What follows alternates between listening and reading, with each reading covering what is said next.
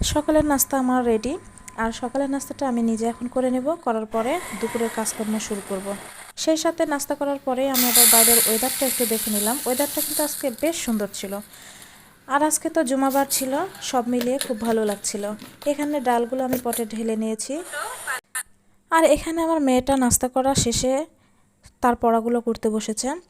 আর পড়াগুলো শেষে তার অভ্যাস যে যে পড়াগুলো করবে সে পড়াগুলো আবার সে খাতাতে লিখবে, এতে নাকি তার ভালো মনে থাকে।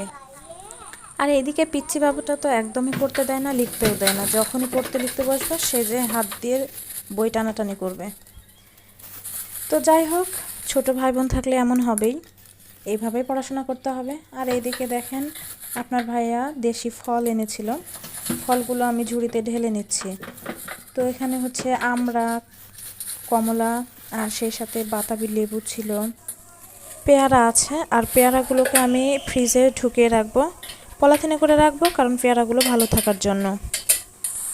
আমি আমার ছোটবেলার সেই গ্রামে ঘটে যাওয়া কথা একটু শেয়ার করছি।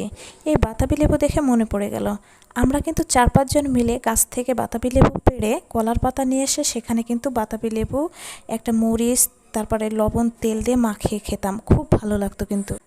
আগের ভিডিওতে দেখানো বেলে মাছটা নিয়ে আজকে রান্না করতে বসে গিয়েছি। আর দেখেন পেঁয়াজ দিয়ে আমি কি সুন্দর চচ্চড়ি করে ফেলেছি। বেলে মাছের চচ্চড়ির পাশাপাশি ছিল ডাল, আর সেই সাথে ছিল গরুর মাংস। আর জুমার নামাজের সময় হয়ে যাওয়ায় আপনাদের ভাইয়া জুমার নামাজের জন্য চলে গেল। নামাজ শেষে আবারও সবাই একসাথে খেতে বসেছি।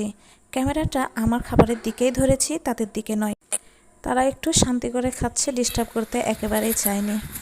আর এদিকে খাবার শেষে বিকাল হতে না হতে আবারও আমি কমলা কাটতে বসেছি।